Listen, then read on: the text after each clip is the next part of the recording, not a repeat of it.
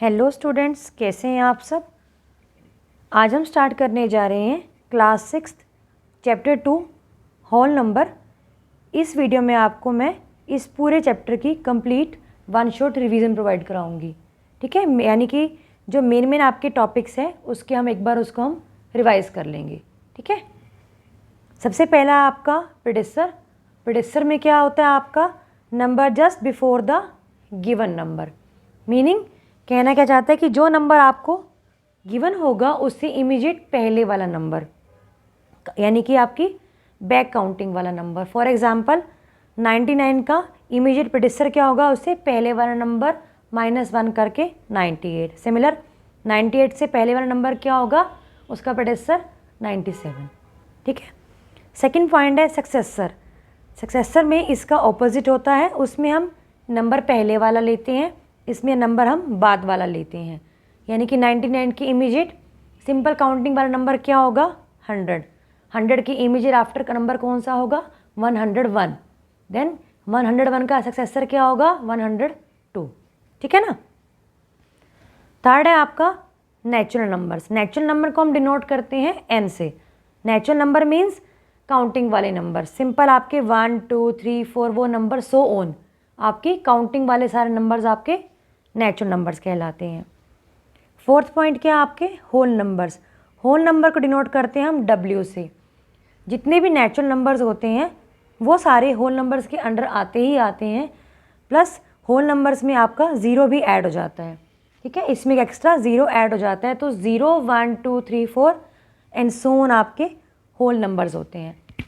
Whole number आपके सिर्फ और सिर्फ आपके प्लस वाले नंबर कहलाते हैं, यानी कि इनको हम नॉन नेगेटिव इंटीजर्स भी बोलते हैं।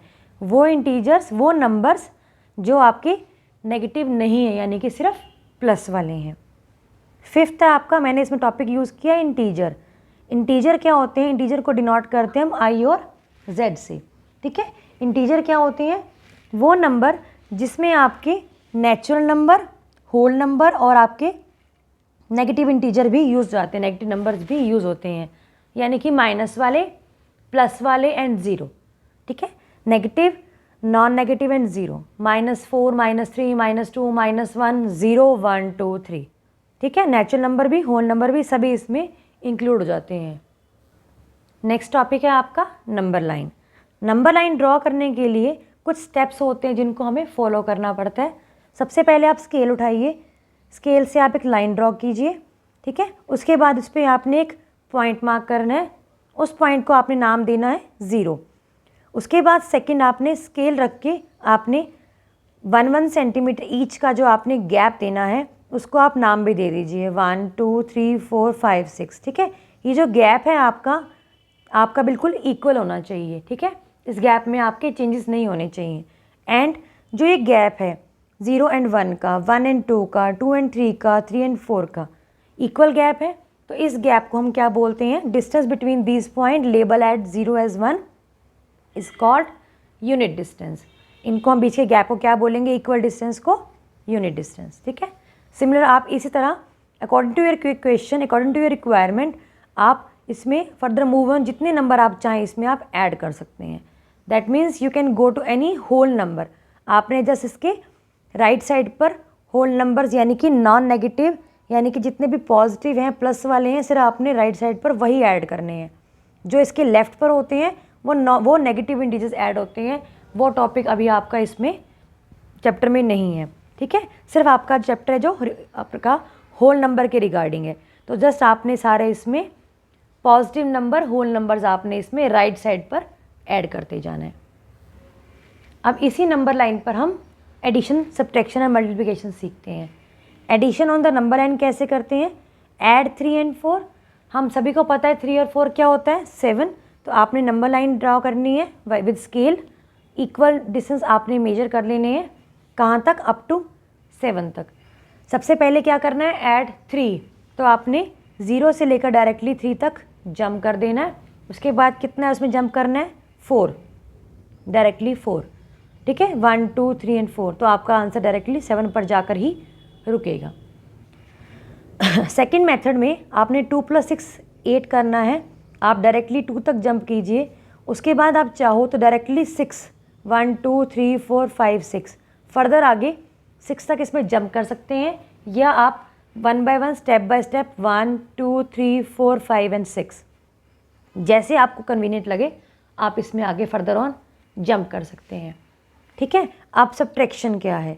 एडिशन में हमें क्या करना होता है, हमें आगे की तरफ मूव करना होता है क्योंकि हम उसमें ऐड कर रहे होते हैं।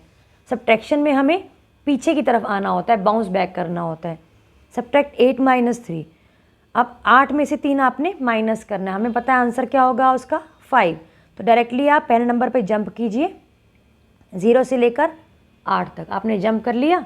कितने माइनस करने हैं? 3, 1 2 एंड 3। बाउंस बैक हो गए आप, तो आपका आंसर आ गया 5। क्लियरली? ठीक है। इससे में आपको सिमिलरली आपको 6 पे जंप करना है और आपके -2 आपने वापस आना, तो आपका आंसर आ गया 4। मल्टीप्लिकेशन करनी है, 2 × 6। ठीक है। तो आपका आंसर क्या होगा? 12।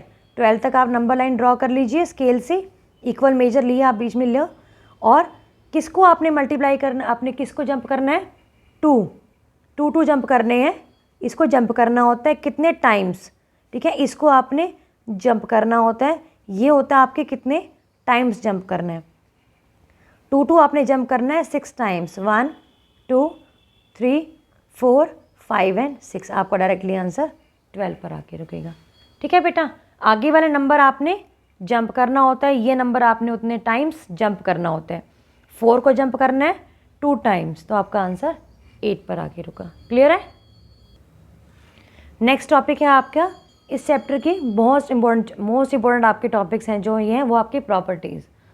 Number 1, closure property. Closure property क्या होती है कि जब नंबर्स आपके, यानी कि ये सारा चैप्टर आपका होल नंबर के रिगार्डिंग है ना, तो आपके होल नंबर्स को हम क्लोज तब कहते हैं under addition and only multiplication. जब उनको हम चाहे ऐड करें चाहे उनको हम प्लस करें, तो उनके नंबर हमेशा, आंसर जो है हमेशा होल नंबर्स ही आने चाहिए। अगर उनको ऐड करने पर और मल्टीप्लाई करने पर उनके नंबर्स आपके होल नंबर आते हैं, तो आपकी ये जो प्रॉपर्टी है वो आपकी under addition and under multiplication आपकी क्लोज कहलाती है। बट सिमिलर अगर हम इसको सब्ट्रैक्ट करें, 6 - 2 तो 4 आपका होल नंबर है, बट अगर हम 7 - 8 करें तो वो आपका जो आंसर होगा वो माइनस में चला जाएगा, जो कि आपकी प्रॉपर्टी को क्लोज नहीं करता। सिमिलर अंडर डिवीज़न भी 8/4 तो 2 आ जाएगा, बट 5/7 आपका होल नंबर नहीं आएगा। यहाँ पर देखो आपका इंटीजर आया था, यहाँ पर आपका फ्रैक्शन नंबर आ गया। प्रॉपर्टी को क्लोज करने के लिए हमें क्या चाहिए होता है? हमें प्रॉपर्टी के लिए हमें इनके आंसर्स होल नंबर चाहिए होते हैं, तभी ये प्रॉपर्टी क्लोज होती है। अब इनके आंसर्स होल नंबर नहीं आए हैं, इसलिए ये property under subtraction and under division आपकी प्रॉपर्टी आपकी क्लोज नहीं होती है। ठीक है, ये आपकी क्लोजर प्रॉपर्टी है। नेक्स्ट है आपकी कॉम्यूटेटिव प्रॉपर्टी। कॉम्यूटेटिव प्रॉपर्टी भी आपकी क्लोजर की तरह मिलती जुलती ही है। इसमें भी आपकी एडिशन एंड मल्टीप्लिकेशन के अंदर आपकी प्रॉपर्टी कॉम्यूटेटिव कहलाती है, बट सब्ट्रैक्शन एंड डिवीज़न के अंदर नहीं कहलाती है। कैसे? आपने 2 नंबर्स को प्लस किया, उसका अगेन हमें आंसर तो देखो वही सेम क्लोजर प्रॉपर्टी की तरह होल ही चाहिए, बट इसमें एक चीज़ और है कि आप इसमें नंबर्स को रीअरेंज कर सकते हैं। रीअरेंज का मतलब होता है कि आपने 3 + 4 को आप 4 + 3 भी लिख सकते हैं। तो दोनों अकॉर्डिंग इनको रीअरेंज करने पर आपका आंसर होल नंबर ही आना चाहिए। ठीक है, सिमिलर आपका 3 × 4 करें या 4 × 3 करें, आंसर आपके सेम आएंगे और आंसर आपके होल नंबर ही आने चाहिए। अगर ये दोनों कंडीशंस, ऐसी कंडीशंस फुलफिल होती हैं, तो आप लिखेंगे yes this property is commutative for addition and yes this property is commutative for multiplication. ठीक है, सेम यही प्रॉपर्टी आपकी सब्ट्रैक्शन एंड डिवीज़न के अंदर कॉम्यूटेटिव नहीं होती है, बिकॉज अगर आपने 4 - 2 किया तब तो आपका आंसर 2 आ गया, लेकिन अगर आप 2 - 4 करेंगे तो इसका आंसर होल नंबर नहीं आएगा। आंसर किस में आएगा? इंटीजर। तो आपकी जो प्रॉपर्टी है वो subtraction is not commutative for whole numbers. Similar अगर आप डिवीज़न की बात करें, 4/2 तो 2 आएगा, लेकिन 2/4 आपका फ्रैक्शन नंबर आएगा। ठीक है, मैंने एग्जांपल आपके क्लोजर प्रॉपर्टी वाले ही लिए हैं, तो आपके सेम इसमें division is not commutative for whole number. Clear है। एडिशन एंड मल्टीप्लिकेशन आपकी क्लोजर भी है, कॉम्यूटेटिव भी है, बट सब्ट्रैक्शन एंड डिवीज़न आपकी ना तो क्लोजर है ना ही आपकी कॉम्यूटेटिव है। क्लियर हो गया। थर्ड प्रॉपर्टी आपकी इसमें associative property, associative property of addition and associative property of multiplication. इसमें भी वही सेम चीज़ है, बट इसमें हम 2 की रिप्लेसमेंट 3 नंबर से कर लेते हैं और नंबर का आप ऑर्डर आप रीअरेंज कर सकते हैं अपने अकॉर्डिंग। ठीक है, लिखने का वे क्या होता है, a + b + c, 3 नंबर हैं हमारे पास। पहले आप 2 नंबर्स को a + b में को ब्रैकेट में डाल लीजिए, c को अलग छोड़ दीजिए। नेक्स्ट केस में इसी को जब हम रीअरेंज करने बैठेंगे तो a को आप अलग कर दीजिए, b और c को ज्वाइन कर लीजिए। ठीक है, दोनों केसेस में आपके आंसर सेम ही आएंगे, चाहे आप 2 + 3 पहले 5 + 4 करो, चाहे आप 2 + 3 + 4 करो, आपका आंसर 7 है। दोनों केसेस में आपके आंसर 9 ही आ रहे हैं। सिमिलर आपका मल्टीप्लिकेशन में भी है, चाहे आप 2 × 3 आंसर 6 आएगा, × 4 आप बाहर रहने दो, चाहे आप नेक्स्ट केस में 2 को बाहर रहने दो, 3 और 4 को अंदर ले जाओ और 12 करो, दोनों के आंसर आपके सेम आएंगे, यानी कि दोनों के आंसर आपके होल नंबर में ही आएंगे। ठीक है, चाहे जिस तरीके से आप मर्जी इनको लिख लीजिए। तो आपकी प्रॉपर्टी जो है वो एसोसिएटिव है, किस किस चीज़ के लिए, एडिशन एंड मल्टीप्लिकेशन के लिए। आपने नंबर्स को रीअरेंज करके ज़रूर देखना है, रीअरेंजमेंट ही बताती है कि आपकी जो प्रॉपर्टी है वो होल नंबर्स के लिए एसोसिएटिव है या नहीं है। सिमिलर एसोसिएटिव प्रॉपर्टी आपने अब सब्ट्रैक्शन एंड डिवीजन के लिए चेक करनी है। आप वही 3 नंबर्स आप ले लीजिए, उन नंबर्स को आप ऑर्डर को रीअरेंज करके आप चेक कीजिए। ठीक है, जब आप ऑर्डर्स को रीअरेंज करेंगे तो कोई नंबर आपका होल आ रहा होगा, कोई नंबर आपका इंटीजर वो आ रहा होगा। ठीक है, तो ये सेम आपकी प्रॉपर्टी सब्ट्रैक्शन के लिए या सेम केस आपका डिवीज़न के लिए। आप नंबर्स को रीअरेंज करके देखिए तो कोई भी नंबर आपके होल नंबर नहीं आ रहा होगा, तो वही सेम केस रहेगा सिमिलर क्लोजर एंड कॉम्यूटेटिव की तरह कि सब्ट्रैक्शन और डिवीज़न के लिए आपकी जो प्रॉपर्टी है वो एसोसिएटिव नहीं है। बस करके क्या देखना है आपने, नंबर्स को रीअरेंज। आपकी फोर्थ प्रॉपर्टी है डिस्ट्रीब्यूटिव प्रॉपर्टी। मैं आपको बार बार बेटा ये चीज़ रिपीट कर रही हूँ, डिस्ट्रीब्यूटिव प्रॉपर्टी आपकी मोस्ट इंपॉर्टेंट प्रॉपर्टी है। ठीक है, डिस्ट्रीब्यूटिव ऑफ आपके लिए मल्टीप्लिकेशन ओवर एडिशन है। ठीक है, इसको लिखने का वे क्या है, a × ब्रैकेट में b + c। ठीक है, ये आपके 3 नंबर्स हैं, हमने उसको ऐसे ही लिखा। अब आपने इसको आपने एक्सपेंड करना है। जब भी कोई नंबर ब्रैकेट के अंदर होता है और उसके आउटर कोई भी आपका नंबर आ जाएगा या कांस्टेंट आ जाएगा, चाहे आप ये सिंबल लगाएं चाहे ना लगाएं, ठीक है, वो नंबर आपका बाकी नंबर से मल्टीप्लाई ही हो रहा होता है।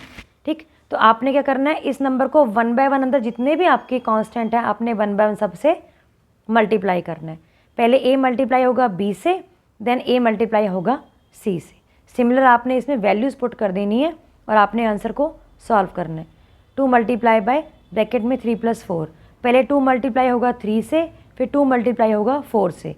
दोनों ही केस में आपने ब्रैकेट सॉल्व करके आंसर लिखने हैं, दोनों ही केस में आपके पास आंसर सेम आएंगे। ये तो था आपका फर्स्ट मेथड। आपके पास क्वेश्चन इस तरीके से आएगा, आप ऐसे बना लीजिए। ये आपके पास क्वेश्चन अकॉर्डिंग टू इस तरीके से आएगा। आपके पास लिखा होगा 12 × 35, तो आपने इन दोनों में से किसी भी नंबर को एक्सपेंड कर सकते हैं उस तरीके से कि आपका ये वाला फॉर्मेट बन जाए। हमने 35 को एक्सपेंड कर लिया, 12 × 35 क्या होता है, ठीक है, नियरेस्ट आप राउंड ऑफ नंबर कोई भी राउंडिंग नंबर ले लीजिए, 30 + 5, जिससे आपकी मल्टीप्लिकेशन ईजी हो जाए। बन गई a × b + c। तो आपने अब ये बनाने के बाद इसको इस तरीके से आपने नीचे लेके आना है। 12 को 30 से मल्टीप्लाई कीजिए, फिर 12 को 5 से मल्टीप्लाई कीजिए। आपका देखो ये आपको सॉल्व करने के बाद आंसर आ जाएगा। ठीक, चाहे आप 12 को 35 से मल्टीप्लाई करके देखो, चाहे ऐसे सॉल्व करो, आपके आंसर सेम आएंगे। बट ये करने का तरीका है, क्योंकि ये डिस्ट्रीब्यूटिव प्रॉपर्टी आपकी ऐसे ही सॉल्व होती है। क्लियर है।